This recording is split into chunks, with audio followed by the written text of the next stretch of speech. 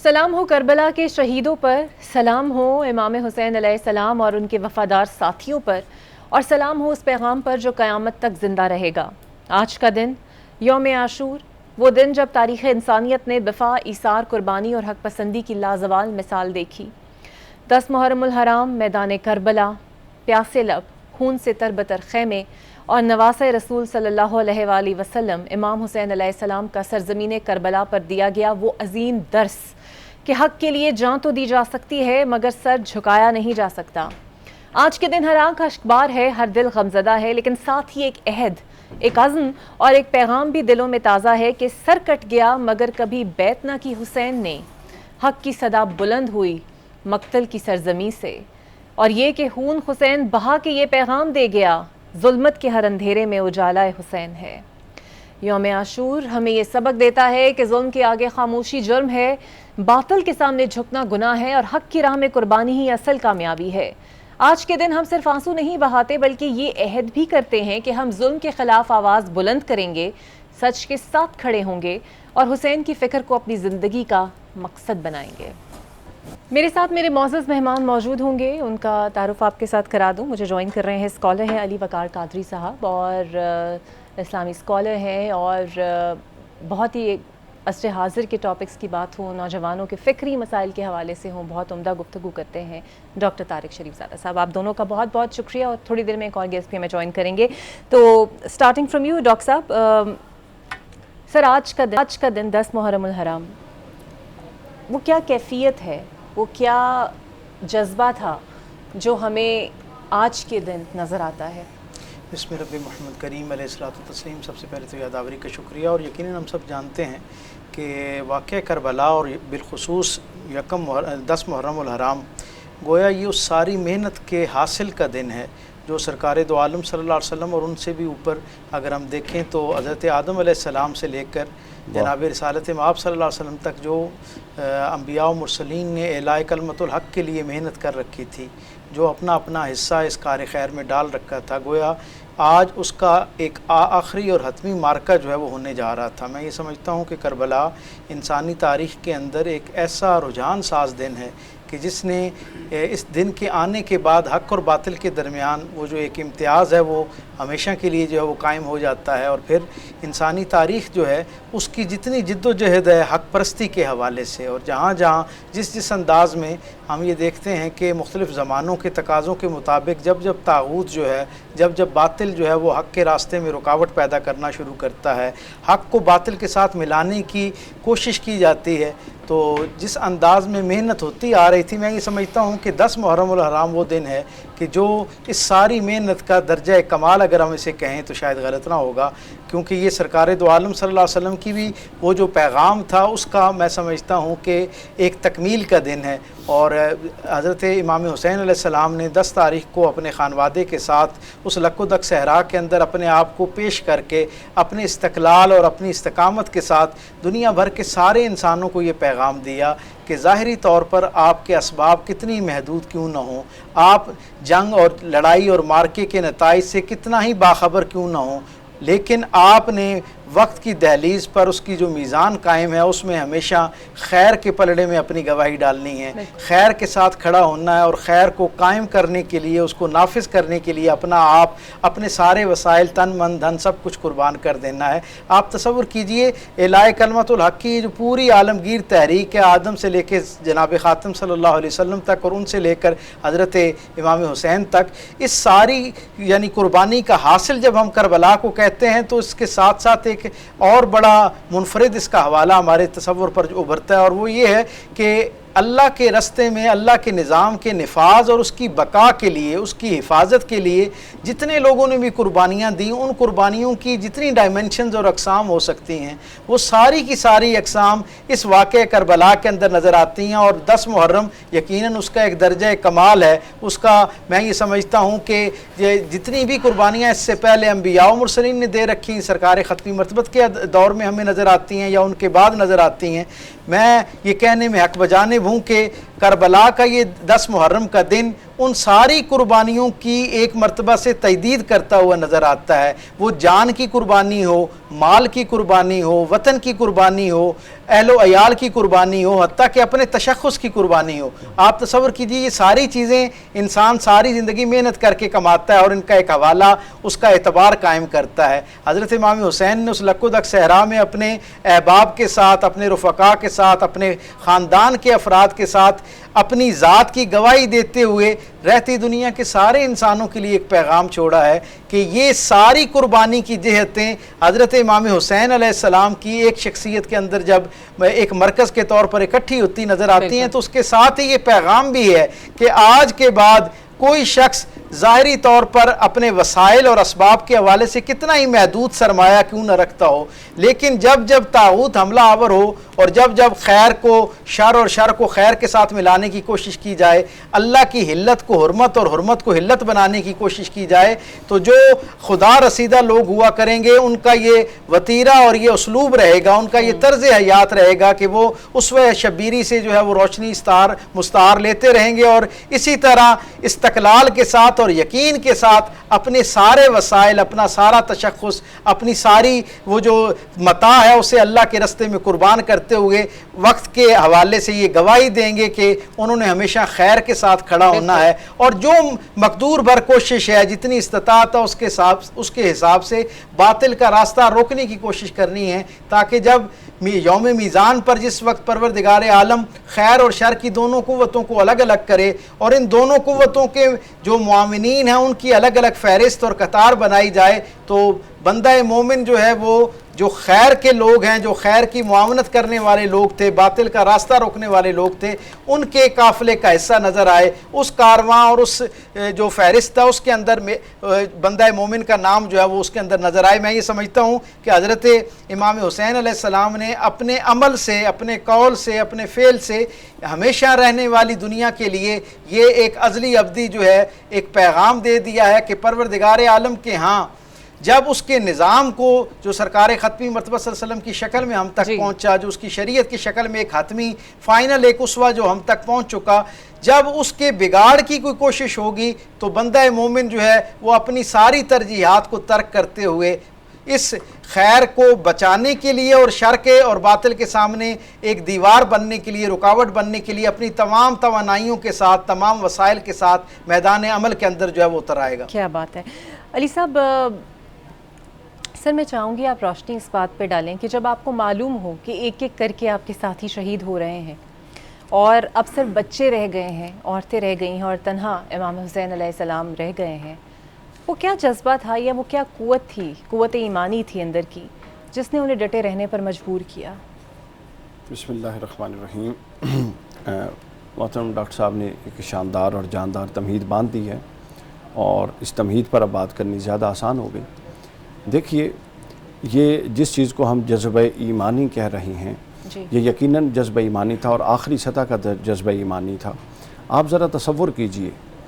ایک طرف یعنی اگر کوئی کہے نا کہ کربلا سے ہم نے سیکھنا کیا ہے تو وہ یہی سوال ہے جو ہم نے کربلا سے سیکھنا ہے کہ ایک طرف آپ کی حیات ہے، ایک طرف آپ کے رشتے ہیں، ایک طرف آپ کے ناطے ہیں، ایک طرف آپ کی جان ہے، ایک طرف آپ کا وطن ہے، ایک طرف آپ کے اہل و عیال ہیں، ایک طرف دنیا جہان کی تمام آسائشیں ہیں، ایک طرف بطور نواسِ نبی آپ کے پروٹوکولز ہیں جو دنیا بھر کی دل و جان کے ساتھ دنیا کے لوگ آپ سے محبت کرتے ہیں، آپ پہ وارفتگاہ جاتے ہیں، اور ان سب کے پیش نظر ایک طرف قدروں کا احیاء ہے، ایک طرف باطل سے ٹکرانا ہے، ایک طرف وہ وقت آیا کھڑا ہے کہ اگر اس وقت میں وہ لکیر نہیں لگائی جاتی تو بعد کے لوگوں کے لیے حق اور باطل خلط ملط ہو جائے گا. امام حسین علیہ السلام نے راہ رخصت نہیں اختیار کیا بلکہ راہ عزیمت اختیار کیا، اور تاریخ ہمیشہ انہی کو زندہ رکھتی ہے جنہوں نے راہ عزیمت اختیار کیا ہوتا ہے. اب راہ عزیمت کیا ہے؟ یہ انبیاء کی راہ ہوتی ہے. حضرت نوح علیہ السلام کو دیکھیں، حضرت ابراہیم کو دیکھیں، حضرت موسیٰ کو دیکھیں. ہمیشہ انسانی معاشروں کا یہ تقاضا ہوتا ہے کہ انسانی معاشروں میں جب انسان کی فکر اور اس کے قلب پر نسیان طاری ہوتی ہے تو وہ دنیا پرستی میں آ جاتا ہے. جب وہ دنیا پرستی میں آتا ہے تو وہ اتنا دنیا میں کھپ جاتا ہے اور اتنا دنیا میں رسوخ پا جاتا ہے کہ اس کے لیے حق اور باطل، حلال اور حرام، سچ اور جھوٹ معنی نہیں رکھتی. مادی دنیا کے جو مناسب ہیں اور مادی دنیا کے جو مال و اسباب ہیں یہ معنی رکھتی ہیں. پھر فطرت اپنا رد عمل دیتی ہے. جب نمرود کی قوت، اب دیکھیں نا، اللہ رب العزت نمرود کو اٹھتے ہی تو ختم کر سکتا تھا، نہیں، جب باطل چھا جاتا ہے تو فطرت اپنا رد عمل دیتی ہے اور ابراہیم کھڑا کر دیتی ہے. پھر جب فرعون آتا ہے اور اس حد تک وہ متصرف ہو جاتا ہے بنی اسرائیل پر کہ حتیٰ کہ وہ کہتا ہے اب ان کے بیٹے ذبح کروں گا اور بیٹیوں کو زندہ رکھوں گا، فطرت اپنا رد عمل دیتی ہے اور موسیٰ کھڑا کر دیتی ہے. یہ ایک نظام ہے. اللہ قرآن میں فرماتا ہے کہ میرا فضل یہ ہے کہ میں بعضوں کے ذریعے بعضوں کو بدلتا رہتا ہوں. پھر جب ساری قدریں زوال پذیر ہو جاتی ہیں تو حضرت محمد رسول اللہ صلی اللہ علیہ وسلم کو فطرت جنم دیتی ہے اور اللہ کے رسول تشریف لے آتے ہیں اور آپ تمام چیزوں کو عروج بخش دیتے ہیں. لیکن انسان کی وہ فطرت پھر باقی ہے. یہاں ایک نقطہ غور طلب ہے کہ اس سے پہلے جب بھی بعد ازاں نسیان طاری ہوتا اور انسان کی فطرت سرکشی پر مبنی امور میں پھنس جاتی تو نیا نبی آتا. اب نیا نبی آنا نہیں تھا اور نبوت ختم ہو چکی، لیکن انسان کی فطرت اور انسان کی سرکشیاں جاری و ساری تھیں اور جو وقت جا رہا ہے تو وہ سرکشیاں ملٹیپل ہوتی جا رہی تھیں اپنی اس نوعیت اور حیت میں. تو اللہ رب العزت نے پھر ایک نظام یہ بنایا جس کو خود بادی النظر میں لوگوں کی اس طرف اشارہ نہیں کیا کہ رسول اللہ کے اس قول سے کیا مراد ہے، لیکن بعد ازاں اندازہ ہوا کہ جو حضور نے فرمایا کہ الحسین منی و انا من الحسین، حسین مجھ سے اور میں حسین سے ہوں، اس سے مراد کیا ہے؟ اس سے مراد یہ ہے، علماء بیان کرتے ہیں کہ اس میں جو پہلا من ہے یہ للتبعیض ہے، مراد یہ کہ حسین میرا جزو ہے. وانا من الحسین جو دوسرا من ہے اس میں نحوی اور صرفی پوائنٹ آف ویو سے، گرامیٹیکل نقطہ نظر سے دوسرا من ہے، اس کو کہتے ہیں للبیان،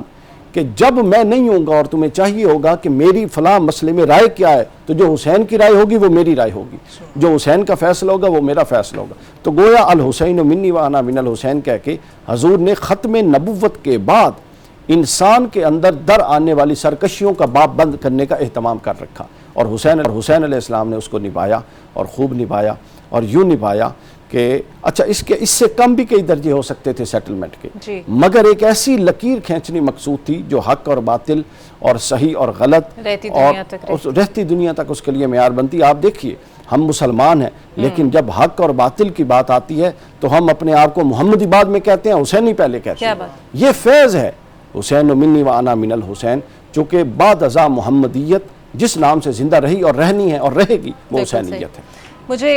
جوائن کر چکے ہیں میرے معزز مہمانوں کے ساتھ ابرار حسین نقوی صاحب بھی. بہت شکریہ ابرار صاحب آپ کے وقت کا. سر آج 10 محرم کی مناسبت سے ہم بات کر رہے ہیں. یہ ایک وہ غم ہے جو رہتی دنیا تک غم حسین جو ہے وہ رہے گا، لیکن میں چاہوں گی کہ آپ اس مصائب پر روشنی ضرور ڈالیے جو اہل بیت نے دیکھے اور آج کے دن کے بعد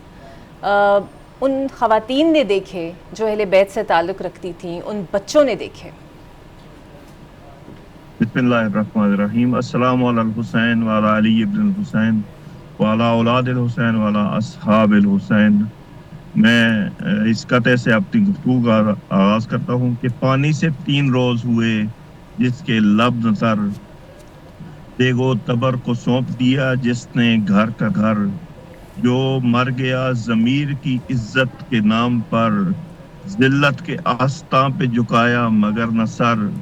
لی جس نے سانس رشتہ اس شاہی کو توڑ کے،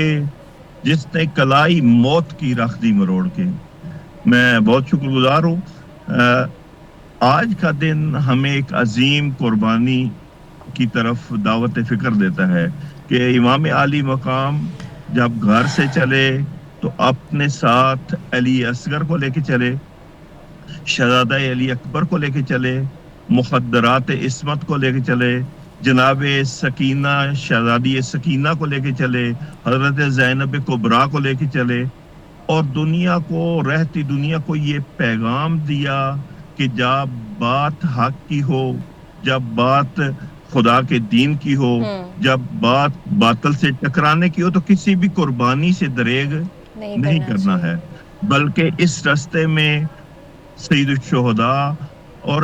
جو سید الشہداء کی تحریک میں بہت ہی اہم چیز تھی وہ یہ فرمایا کہ کسی کو بھی دھوکہ نہیں دیا. بالکل پہلے دن سے کلیئر ورڈکٹ دیا کہ میں نکل رہا ہوں اپنے نانا کی امت کی اصلاح کے لیے، اور سید الشہداء نے یہ کہہ کے مدینے کو چھوڑا کہ میں موت کی طرف سفر کر رہا ہوں. اور سید الشہداء کا یہ کلام ہمیں واضح کرتا ہے کہ جو بھی انسان حق کے راستے پہ چلنا چاہتا ہے اس کے سامنے یہ چیزیں بالکل واضح ہونی چاہیے کہ خدا کے راستے میں جب انسان خالص ہو کے نکلے تو پھر اسے مصائب اور مشکلات اور پریشانیاں سے بالکل جو ہے ڈرنا نہیں چاہیے. کربلا کے میدان میں ہم دیکھتے ہیں کہ سید الشہداء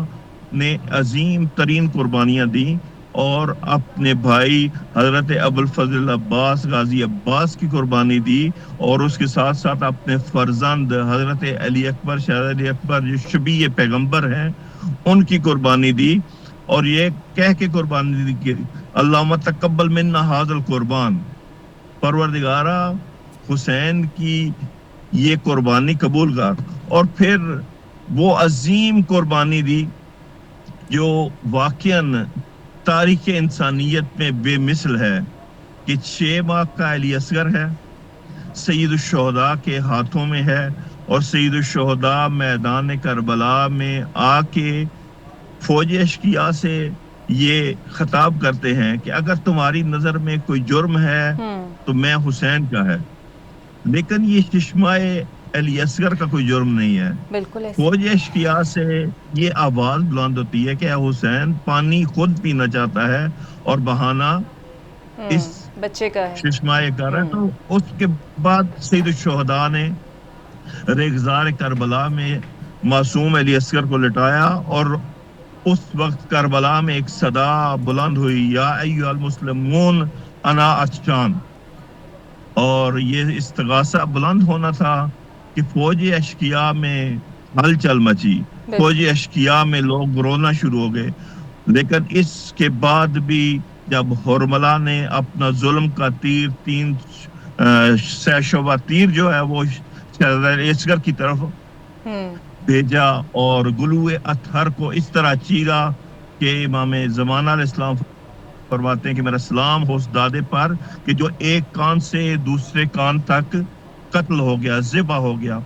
تو یہ تمام قربانیاں دینے کے باوجود سید الشہداء جب کربلا میں تن و تنہا رہ جاتے ہیں تو یہ کہتے ہوئے نظر آتے ہیں حل من ناصر ینصرنا. تو کسی نے سید الشہداء کی اس استغاثے پہ پوچھا کہ سید الشہداء اب جب سب قربان ہو چکے ہیں، حتیٰ کہ شہزادہ علی اصغر بھی شہید ہو چکے ہیں، تو یہ استغاثہ کیوں بلند کیا؟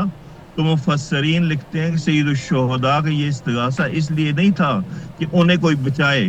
بلکہ سید الشہداء اس آخری لمحے بھی اس فوج اشقیاء اور اس امت کو یہ دعوت دے رہے تھے کہ اگر اب بھی تم پلٹ آؤ تو گزشتہ رات ہور کو معاف کر کے سید الشہداء نے پیغام دیا کہ ہم اس کو معاف کر سکتے ہیں کہ جو ہمارا پانی بند کرتا ہے. بالکل صحیح. تو سید الشہداء نے اس لمحے پہ یہ پیغام دے کے ایک بار پھر فوج اشقیاء کو یہ دعوت دی کہ اب بھی موقع ہے، بار بار موقع دیا، بالکل بار بار موقع دیا، پلٹ کے آ جاؤ ہدایت کی طرف، جنت کی طرف، کامیابی کی طرف. بالکل صحیح. میرے ساتھ ہی رہیے گا ملک صاحب. کربلا ہے. بالکل صحیح سر، میرے ساتھ ہی موجود رہے گا. ڈاکٹر صاحب اکثر ہے انسانی ذہن کی اختراع بہت زیادہ ہے، کچھ بھی سوچ سکتا ہے، تو اکثر ہوتا ہے کہ یہ سوچ ذہن میں آتی ہے کہ رسول پاک صلی اللہ علیہ وآلہ وسلم جنہیں پوری کائنات کا علم اللہ تعالیٰ نے نوازا تھا، وہ جب اپنے نواسے کو محبت سے یا پیار سے دیکھتے تھے یا اس کے ساتھ پیار شفقت فرماتے تھے تو انہیں بھی علم تھا کہ آگے جا کے حسین علیہ السلام کے ساتھ کیا ہونا ہے. وہ چاہتے تو اللہ تعالیٰ کے حضور دعا مانگ سکتے تھے کہ یہ کرب سے انہیں نہ گزارے، ان کی آل اولاد کو نہ گزارے، لیکن انہوں نے ایسا نہیں کیا. اس کے پیچھے آپ کو سر کیا حکمت نظر آتی ہے؟ بسم رب محمد کریم علیہ الصلوۃ والتسلیم. یقیناً یہ سوال جو ہے کئی مرتبہ ذہن کے دروازے پہ دستک دیتا ہے، لیکن ہم یہ جانتے ہیں کہ جو جیسے حضرت اقبال نے کہا نا کہ غریب و سادہ و رنگی ہے داستان حرم، نہایت اس کی حسین ابتدا ہے اسماعیل. گویا یہ مارکہ جو ہے کربلا کا، یہ صرف ان چند ایام پر مشتمل ایک داستان نہیں ہے. حقیقت میں اگر اس کو گہرائی سے دیکھا جائے تو یہ کئی داستانوں کا اختتامیہ ہے، کئی طرح کی نظریات اور جو صورتحال ہے انسانوں کو مختلف زمانوں میں درپیش رہی، ان سب کا نتیجہ ہے اس کے طور پر کربلا جو ہے وہ موجود ہے۔ اور سرکار ختمی مرتبہ صلی اللہ علیہ وسلم نے کیونکہ خود شہادت کی خواہش کا اظہار کیا اور پروردگار عالم نے ان کی اس خواہش کی تکمیل کے طور پر آپ کے خانوادے میں سے آپ کے شہزادوں کو جو ہے وہ منتخب فرمایا۔ اور ہم یہ دیکھتے ہیں کہ یہ جو مرحلہ ہے نا کربلا کا، یہ سرکار دو عالم صلی اللہ علیہ وسلم کی چشم بصیرت اور نور نبوت کی روشنی کے سبب آپ جو ہے اس سے اس ساری صورتحال سے بے خبر نہیں تھے۔ تاریخ ہمیں یہ بتاتی ہے کہ جب حضرت امام حسین علیہ السلام کی پیدائش ہوتی ہے اور جناب ام فضل آپ کو آ کے اطلاع دیتی ہیں کہ حضرت سیدہ کائنات حضرت فاطمہ الزہرا سلام اللہ علیہا کے ہاں دوسرے شہزادی کی ولادت ہوئی ہے، بچہ ظاہری طور پر صحت مند ہے لیکن آنکھیں نہیں کھول رہا، رسول اللہ صلی اللہ علیہ وسلم ان کے کاشانہ رحمت پر تشریف لاتے ہیں اور حضرت امام حسین کو اپنے دستائے کرم کے اوپر لیتے ہیں۔ آنکھیں جب چار ہوتی ہیں تو رسول اللہ صلی اللہ علیہ وسلم کی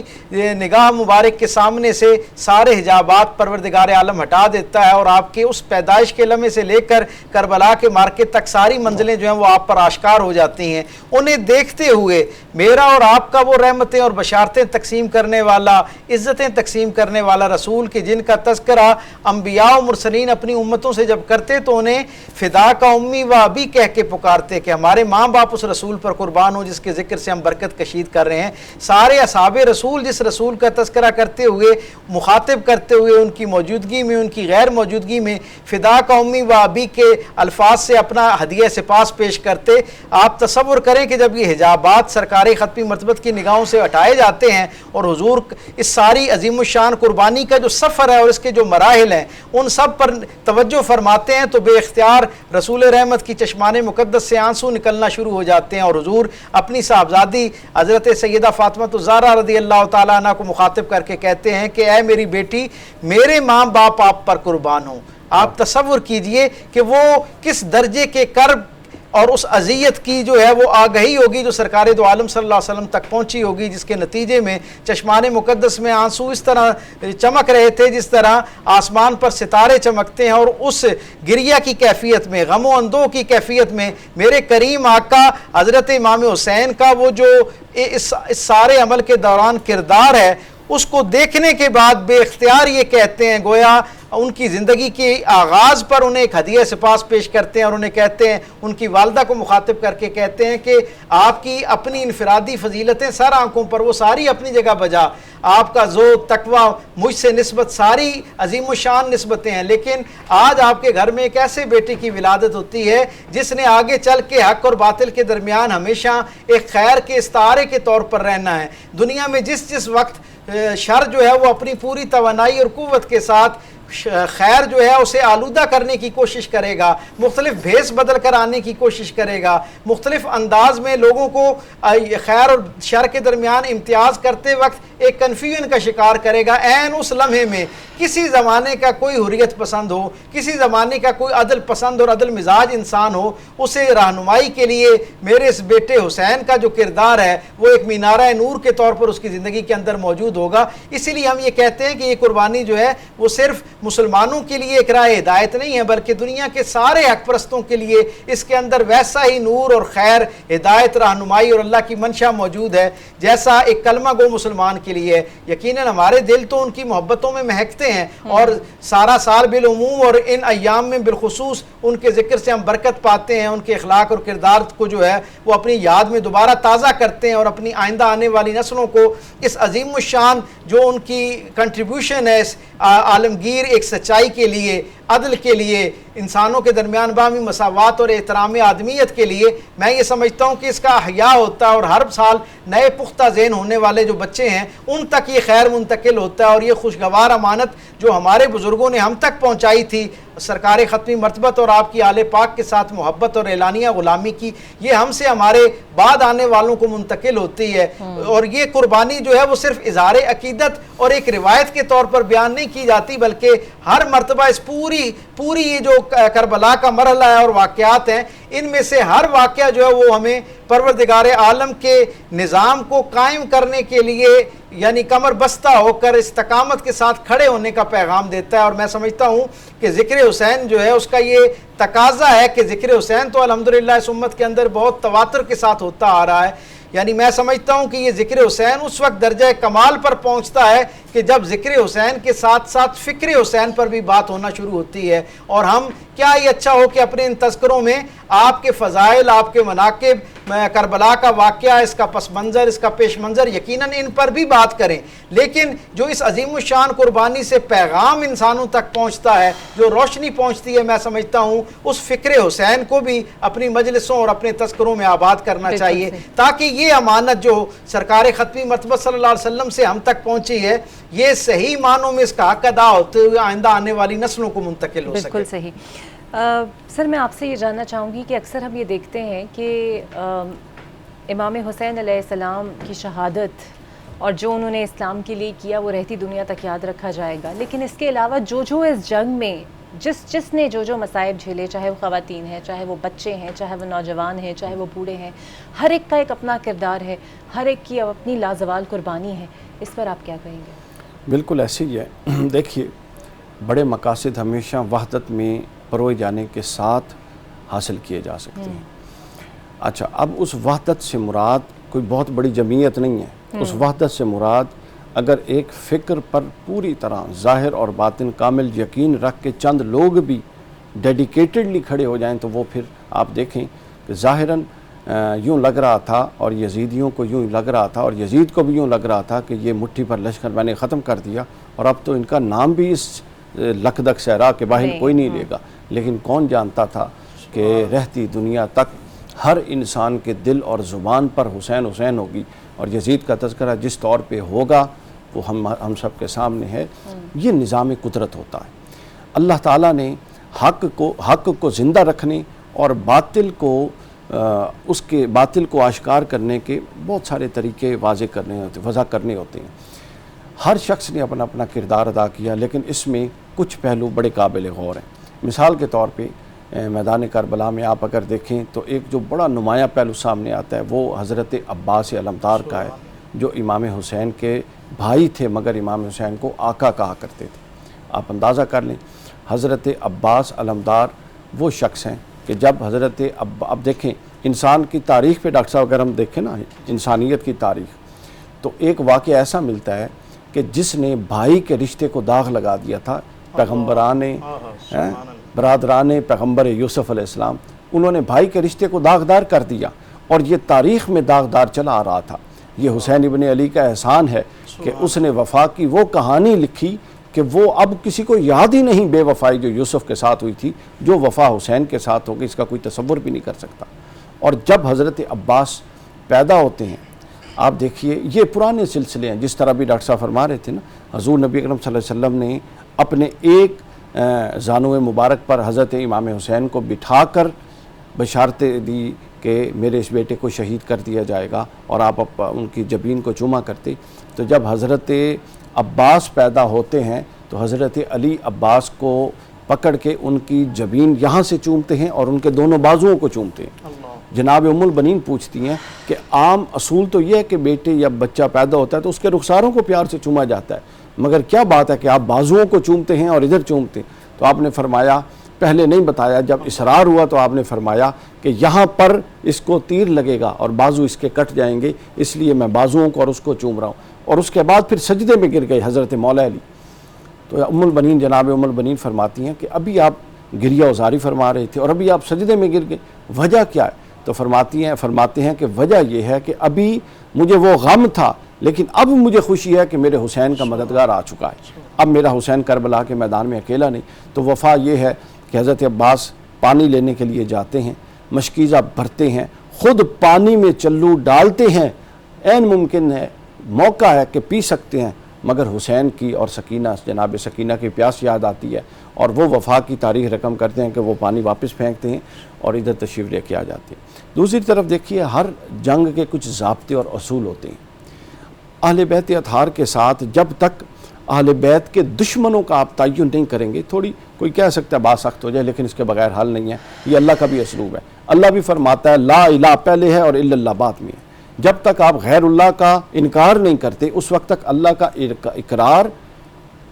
اقرار جو ہے وہ پائے ثبوت تک نہیں پہنچتا. دیکھیے اس کا حق ہی ادا نہیں ہو سکتا. تو دیکھیے آج کے دن میں ہمیں اس بات کو بھی مد نظر رکھنا ہے کہ اہل بیت اطہار کی جو محبت ہے یہ صرف ایسی شے نہیں ہے کہ بڑی اچھی بات ہے جی کر لی. یہ واجب اور لازم ہے. کس پر؟ ہر اس شخص پر جس نے لا الہ الا اللہ اور محمد رسول اللہ پڑھا ہے. آپ پوچھے کیسے؟ وہ ایسے کہ حضور نے خود فرمایا اور قرآن میں ہے کہ لا اسألکم علیہ اجرا الا المودۃ فی القربہ. اس کلمے کا اجر مجھے کچھ نہیں چاہیے، صرف یہ چاہیے کہ میں اپنے پیچھے حسن، حسین، فاطمہ اور علی کو چھوڑ کے جا رہا ہوں، ان کے ساتھ حسن سلوک کرنا. اذکرکم اللہ فی اہل بیتی، اذکرکم اللہ فی اہل بیتی، اذکرکم اللہ فی اہل بیتی. ہم نے آج کیا کرنا ہے؟ ہم نے آج ان یزیدوں کا پردہ فاش کرنا ہے. ہم نے آج اہل بیت کا اتنا تذکرہ کرنا ہے. ہم نے اپنی نسلوں کو اہل بیت کا شعور دینا ہے. ہم نے اپنی نسلوں کو ان کی سیرتیں بتانی ہیں. اور پھر سب سے بڑھ کے ہم نے اپنے لیے کیا کرنا ہے؟ اگر ہم آج بھی باطل کے ساتھ کھڑے ہیں اور مجلس حسین کی برپا کیے ہوئے ہیں تو پھر چاہیے کہ اس مجلس کا خرچہ نہ کریں. آپ کو اس کو کوئی فائدہ نہیں. آپ نے جس طرح سورۃ العصر میں اللہ نے فرمایا نا والعصر ان الانسان لفی خسر الا الذین آمنوا وعملوا الصالحات، ہر انسان نقصان میں ہے سوائے اس کے جو ایمان لایا اور نیک عمل کیا. بالکل صحیح. کیوں؟ ایمان کس لیے اور نیک عمل کس لیے ڈاکٹر صاحب؟ وہ اس لیے وتواصوا بالحق. ایمان اور نیک عمل ہے ہی اس لیے کہ تمہیں حق پہ کھڑا کر سکے. اگر ایمان اور نیک عمل حق پہ کھڑا نہیں کر رہا تو پھر اس ایمان اور نیک عمل کا کیا فائدہ؟ تو لہٰذا آپ اپنی کربلا کے اندر سے انفرادی فرد کے لیے یہ پیغام ہے کہ وہ اپنی اصلاح کرے اور خود کو آمادہ اصلاح کرے. اور جب تک آپ خود کو آمادہ اصلاح نہیں کرتے، آپ جب منہ سے حسین کا نام لیں گے اور عمل آپ کا یزید والا ہوگا تو یہ مس میچ نئی نسل کو کنفیوز کر دے گا. بالکل صحیح. ایک بریک لے لیتے ہیں ناظرین اور میرے ساتھ موجود ہوں گے. بریک کے بعد آپ سے ملتے ہیں.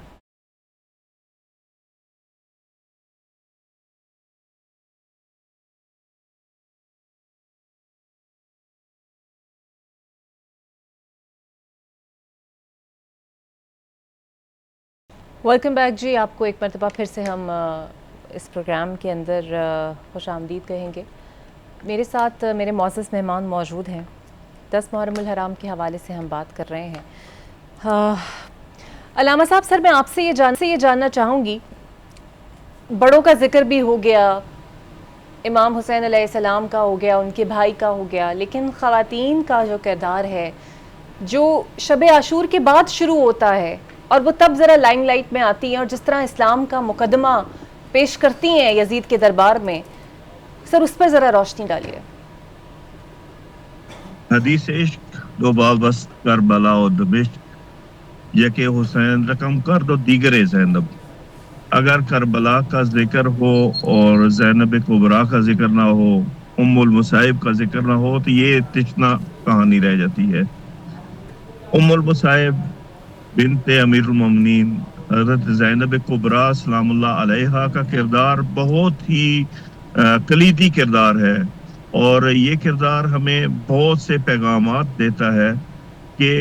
جب حق اور باطل کا معرکہ ہو تو فقط جو ہے مرد نہیں بلکہ خواتین کا اپنا ایک کردار ہے اور اس کردار کو ادا کرنا ہے. ہم دیکھتے ہیں کہ زینب کبریٰ سلام اللہ علیہا اپنے بھائی سید الشہداء امام علی مقام کے ساتھ مدینہ سے سفر کرتی نکلتی ہے اور اپنے ساتھ اپنے 2 فرزندوں کو بھی لے کے چلتی ہے، اور اس نیت سے، اس ارادے سے سفر کرتی ہیں کہ میں اپنے بھائی حسین کی نصرت کروں گی، وقت کے امام کی نصرت کروں گی، نواسۂ رسول کی نصرت کروں گی. اور حضرت زینب کبریٰ سلام اللہ علیہا کا مدینہ سے کربلا تک کا جتنا بھی سفر ہے یہ احوال بتاتا ہے کہ قدم قدم پر حضرت زینب کبریٰ نے سید الشہداء کی ہمت بڑھائی، قدم قدم پہ ان کا ساتھ دیا، حتیٰ کہ معرکہ حق و باطل میں روز عاشور فجر سے لے کر عصر عاشور تک حضرت زینب کبریٰ ہر مقام پر حضرت سید الشہداء کے ساتھ رہیں اور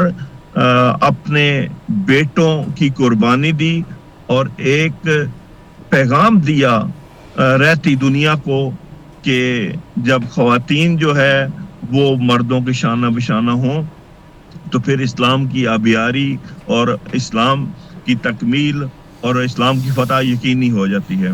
حضرت زینب کبریٰ کا کردار اگر ہم دیکھیں تو ہمیں نظر آتا ہے کہ حضرت زینب کبریٰ میدان کربلا میں کس طرح کھڑی رہیں،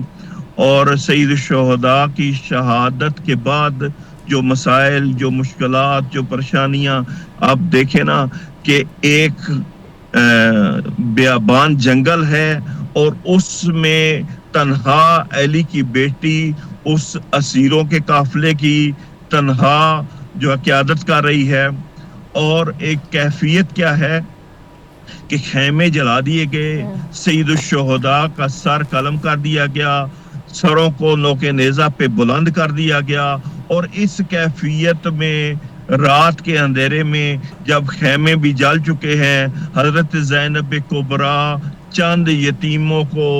حضرت سکینہ کو اور باقی یتیموں کو اکٹھی کرتی ہیں اور کربلا کے میدان میں نعرہ بلند کرتی ہیں کہ میں جو ہے وہ ان بچوں کی محافظت کے لیے کھڑی ہوں۔ اور ہمیں کچھ ایسی کیفیت نظر آتی ہے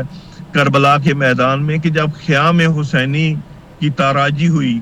اور انہیں نظر آتش کیا گیا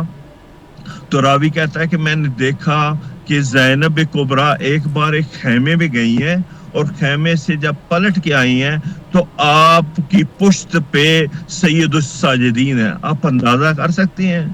کہ جلتے ہوئے خیام میں 24 سالہ سید الساجدین کو کس طرح زینب کبریٰ نے اس مشکل کیفیت میں نکال کے لائیں، اور پھر ان تمام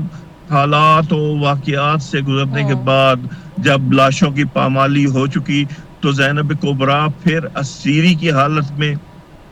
جب اپنے بھیا حسین کے لاشے پہ آئیں تو کس مشکل سے آپ نے اپنے بھیا حسین کے لاشے پہ، راوی کہتا ہے کہ زینب کبریٰ اس طرح اونٹ کی پالان سے جو ہے وہ ریگزار کربلا میں آئیں جس طرح حضرت غازی ابوالفضل العباس بن بازوؤں کے گھوڑے سے ریگزار کربلا میں آئے اور بے ساختہ اپنے بھائی کے لاشے پہ آئی۔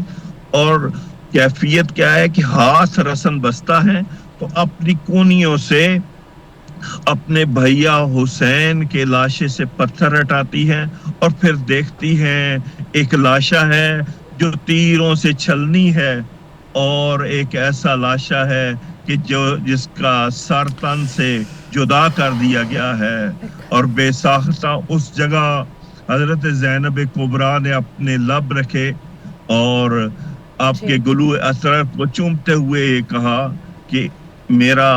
بھائی حسین تو ہے۔ لیکن ان تمام مسائل، مشکلات، پریشانیاں اور مصائب کے بعد بھی حضرت زینب کبریٰ کا حوصلہ دیکھیں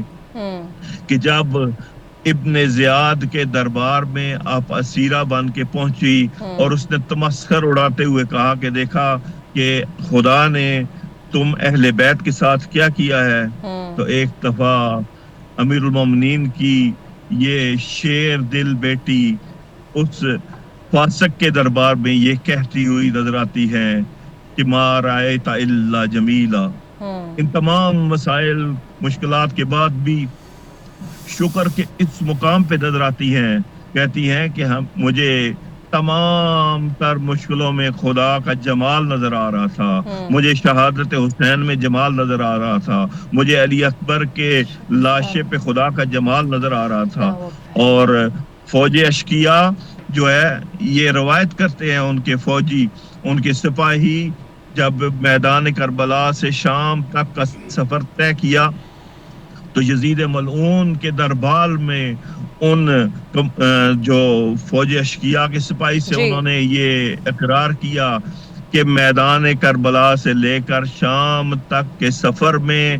ان کے بڑے تو بجائے خود ان کے بچے اور ان کی عورتوں کے حوصلے بھی ایک لمحے کے لیے بھی پست نہیں ہوئے، اور پست ہوتے بھی کیوں؟ کیونکہ وہ خاندان عصمت و طہارت تھا جس کے بارے میں خدا نے ارشاد فرمایا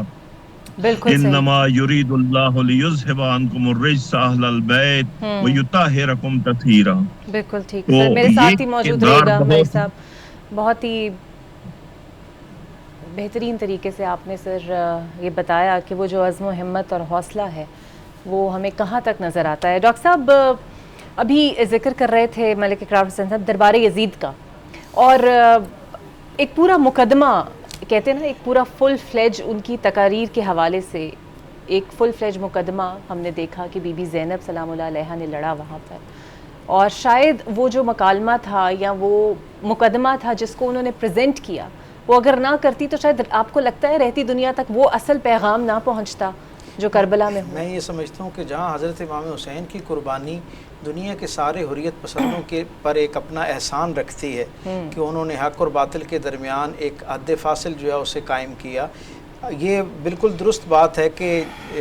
حضرت امام حسین کے جو دشمن تھے وہ بھی اس خوشگوانی میں مبتلا تھے کہ شاید لکو دک صحرا میں یہ بے یار و مددگار قافلہ جو ہے اس کی کہانی یہاں ختم ہو جائے گی، اور ان کی بات یہیں پر جو ہے وہ کہیں شکوک و شبہات کی نظر ہوتے ہوئے تاریخ کے صفحات میں کہیں دھندلی ہو جائے گی۔ لیکن میں قربان جاؤں پروردگار عالم کے اہتمام پر کہ کیونکہ ایک ہی خانوادے سے تربیت تھی نا، جہاں سیدہ فاطمہ الزہرا سلام اللہ علیہا سے طہارت، عصمت اور پاکیزگی جو ہے وہ سیدہ زینب سلام اللہ علیہا تک پہنچی، بالکل اسی طرح شجاعت، معاملہ فہمی اور خطابت، اپنی بات پہنچانے کا فن جو ہے وہ حضرت علی کرم اللہ وجہ الکریم سے آپ تک ودیت ہوا۔ سو ہم یہ دیکھتے ہیں کہ سرکار ختمی مرتبہ صلی اللہ علیہ وسلم کے اس گھرانے میں مدینہ سے سفر جو شروع ہوتا ہے وہ اس کا ایک پہلو مدینے سے مکہ جانا ہے، اور مکے سے پھر وہ کربلا کی سرزمین تک کا ایک قافلہ ہے، اور اس کا سپہ سالار جو ہے اس کا نام حضرت امام حسین ہے، اور حریت کا یہ قافلہ جب اس سے اگلی منزلوں پر جاتا ہے تو اس کی سپہ سالاری جو ہے وہ سیدہ زینب سلام اللہ علیہا کے ہاتھ میں ہے۔ وہ علم جو ظاہری طور پر کربلا کے میدان میں حضرت عباس کے ہاتھ میں تھا، میں یہ سمجھتا ہوں کہ معنوی طور پر اس کے بعد یہ علم جو ہے، یہ ذمہ داری حضرت امام حسین علیہ السلام کی ہمشیرہ جو ہیں سیدہ زینب سلام اللہ علیہا ان کے پاس ہے، اور جس وقار کے ساتھ، یعنی آپ یہ دیکھیں میں بارہا مرتبہ اس سے فیض پا چکا، ان کا جو وہ ارشاد کیا ہوا خطبہ ہے، آپ ذرا ایک ایک لفظ پر غور کیجئے، خاص طور پہ وہ جو عربی میں موجود ہے، ڈاکٹر صاحب عربی کا ذوق رکھتے ہیں اور میری اس بات پہ جو ہے وہ تائید دیں گے کہ ایسی جامعیت اس کے اندر پائی جاتی ہے، ایسا جامعیت، اور پھر اس کے ساتھ وقار پایا جاتا ہے، پھر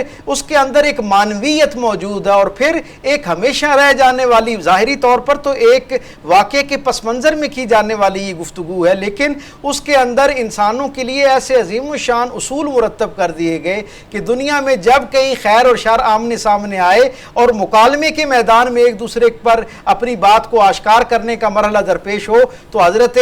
سیدہ زینب سلام اللہ علیہ جو ہیں ان کے اس کردار اور اس اسلوب سے جو ہے وہ برکت کشید کی جا سکتی ہے۔ آپ یہ دیکھیں کہ اس کے اندر کتنے غم و اندوہ کا معاملہ، اور میں یہ سمجھتا ہوں کہ اس میں ہماری بہنوں اور بیٹیوں کے لیے بھی ایک بہت بڑا پیغام موجود ہے کہ اپنی عصمت کی جو حفاظت ہے، وہ اس کی جو طہارت اور پاکیزگی کا ایک تاثر ہے، اسے بھی قائم رکھنا ہے، لیکن جب میدان عمل میں آپ کی گواہی کی ضرورت پیش آئے، جہاں حق اور باطل آپس میں کہیں اختلاط کرتا ہوا نظر آئے اور کہیں غلط فہمی پیدا کرنے کی کوشش کی جا رہی ہو، تو پھر آپ نے پورے وقار کے ساتھ سیدہ زینب سلام اللہ علیہا کے اسوہ سے برکت لینی ہے، ان سے اصلاح لینی ہے، اور ان کی روشنی میں آپ نے اپنی حق کی گواہی جو ہے پیش کرنی ہے۔ اور پھر ہم دیکھتے ہیں کہ وہ قافلہ جس کی سالاری حضرت امام حسین جس اعلیٰ عرفہ انداز کے ساتھ نبھا رہے تھے، جیسے ہی یہ مرحلہ اور یہ قیادت حضرت سیدہ زینب سلام اللہ علیہا کے نصیب میں آتی ہے، آپ تصور کیجئے کہ کربلا کے واقعے کے ہونے تک، یعنی آج یہ جو 10 محرم ہے،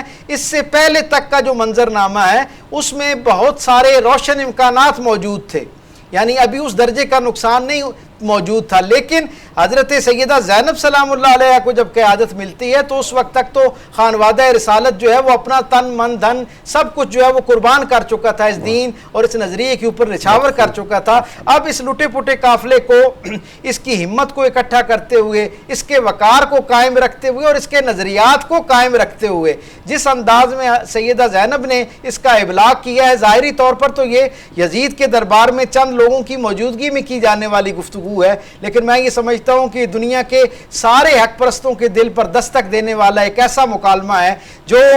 دنیا بھر کے سارے مصلحت پسندوں کے لیے ایک دعوت فکر ہے کہ اتنی ساری قربانی، دکھ اور عزیمت کے باوجود جب آپ کو اپنی بات کرنے کا موقع ملے تو آپ نے کس استقامت اور وقار کے ساتھ آپ نے بات کرنی ہے۔ کربلا کے سارے کردار ہی بے مثل اور بے مثال ہے۔ میں سمجھتا ہوں ان میں سے ہر شخص جو ہے وہ چنیدہ تھا اور اپنی منفرد نسبتوں کے ساتھ جیسے وہ منفرد تھا، بالکل اسی طرح اپنے کمال اور اوصاف میں بھی وہ بالکل منفرد اور ممتاز تھے۔ قبلہ ڈاکٹر صاحب ابھی حضرت عباس کے بارے میں بات کر رہے تھے، تو بس اختصار کے ساتھ میں جب بھی جناب عباس کا تصور کرتا ہوں تو مجھے وفاق کا تصور جو ہے وہ ذہن میں آتا ہے، اور بڑی سچائی کے ساتھ یہ بات کہوں کہ جب کبھی وفاق کا تصور کوئی قائم کرنے لگتا ہے تو اسے حضرت عباس کا تصور جو ہے وہ آ گھیرتا ہے۔ اور عباس کی شان تو صرف اس بات سے میں سمجھتا ہوں کہ ہمیشہ کے لیے روشن ہو جاتی ہے کہ جو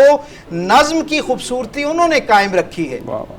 ظاہری طور پر ایک خونی رشتہ ہے حضرت امام حسین کے ساتھ، لیکن جس انداز میں حضرت عباس نے حضرت امام حسین کی اتباع کر کے، ان کی فرما برداری کر کے، ان کی مزاج آشنائی پاتے ہوئے اپنے عمل سے ایک گواہی جو ہے وہ کربلا کی سرزمین اور ریت پر لکھی ہے، یہ دنیا بھر کے سارے حق پرستوں کے لیے ایک پیغام ہے کہ وہ اپنے وقت کا جو ایک ذمہ دار اور لیڈر ہے، اگر وہ حق پر قائم ہے اور حق کی طرف آپ کو لے کے جا رہا ہے تو آپ نے اتنے ہی وقار اور اہتمام اور احتیاط کے ساتھ اس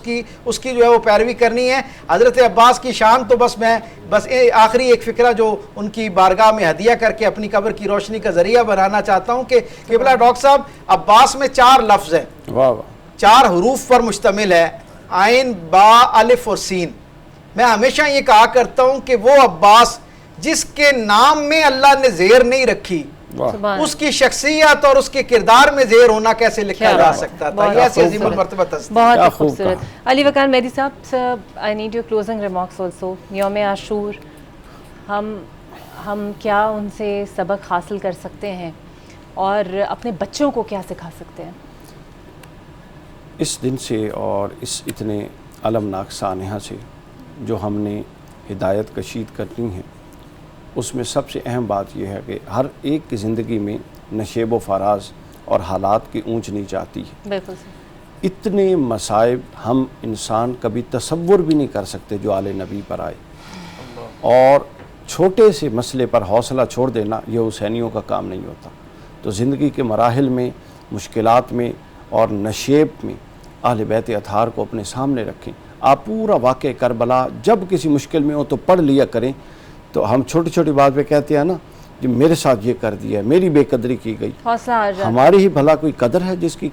کی قدر کی جائے گی؟ کوئی قدر بھی ہے جس کی جائے؟ قدر تو حسین کی تھی، اور دیکھیں اس کی کیسی بے قدری کی گئی۔ تو آپ کو یوں لگے گا کہ آپ بہت بلیسڈ ہیں۔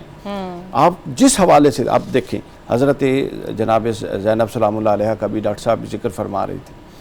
آپ اندازہ کر سکتے ہیں جس خطبے کی طرف انہوں نے اشارہ کیا، اس خطبے میں اب قلب کتنا مغموم ہوگا سیدہ زینب کا، کوئی تصور بھی نہیں کر سکتا، لیکن مجال ہے کہ لہجے سے، مجال ہے کہ الفاظ کے چناؤ سے، مجال ہے کہ مضمون کی ادائیگی سے اس غم و اندو کا ایک پہلو بھی نکل رہا ہو۔ بات کر رہے تھے تو یزید نے درمیان میں گستاخانہ کچھ کلمات کہے ڈاکٹر صاحب، اور وہ کہتا ہے کہ دیکھو کہ تمہارے رب نے تمہارے ساتھ کیا کیا، اور اہل بیت کے بارے میں اس نے کچھ نازیبہ کلمات کہے، اللہ کی کرنی دیکھیے۔ اسی وقت اذان ہو گئی، اور جب اذان میں مؤذن نے کہا کہ اشہد ان محمد رسول اللہ، تو جناب سیدہ برجستہ، دیکھیں کتنی حاضر برجستہ فرماتی ہیں کہ اے یزید ساری باتیں چھوڑ، یہ بتا یہ جو نام گونج رہا ہے یہ تیرے نانے کا ہے یا میرے نانے کا؟ وہ وہیں پر پانی پانی ہو گیا، اور اس کے پاس جو لوگ بیٹھے تھے انہوں نے کہا زیادہ بحث کی ضرورت نہیں ہے، تو ان سے جیت نہیں سکتا، لہٰذا شور و غوغا کر کے تو ان کو زندان میں بھیج دیا گیا۔ تو لہٰذا ہمیں یہ دیکھنا، اب سیدہ زینب خواتین کے لیے بھی اور مردوں کے لیے بھی انتہائی مشکل ترین حالات میں آپ نے باطل سے کمپرومائز نہیں کرنا۔ یہ باتیں بڑی مشکل ہیں، ہم باطل سے کمپرومائز کر جاتے ہیں اور اس کو حکمت کا نام دیتے ہیں۔ آپ ذرا تھوڑی دیر کے لیے نہ کر کے تو دیکھیے کہ زندگی آپ کو کیا لذت دیتی ہے۔ جس گھرانے کے سالار کو سرکار ختمی مرتبت اس منفرد عزت سے نواز رہے ہیں کہ میں دارالحکمت ہوں اور وہ اس کا دروازہ ہے، وہ حکمت ان سے بہتر کون حکمت سمجھ سکتا تھا؟ لیکن انہوں نے یہ ثابت کیا کہ حکمت اور ہوتی ہے اور مصلحت اور ہوتی ہے۔ بالکل صحیح، بہت شکریہ آپ کا ڈاکٹر طارق شریف زادہ صاحب، علی وقار صاحب اور ملک اقرار حسین صاحب میرے ساتھ موجود تھے۔ اسی لیے کہتے ہیں اسلام زندہ ہوتا ہے ہر کربلا کے بعد۔ اللہ تعالیٰ ہمارے گناہوں کو معاف فرمائے اور ہماری اس چھوٹی سی کوشش کو قبول فرمائے۔ اللہ حافظ۔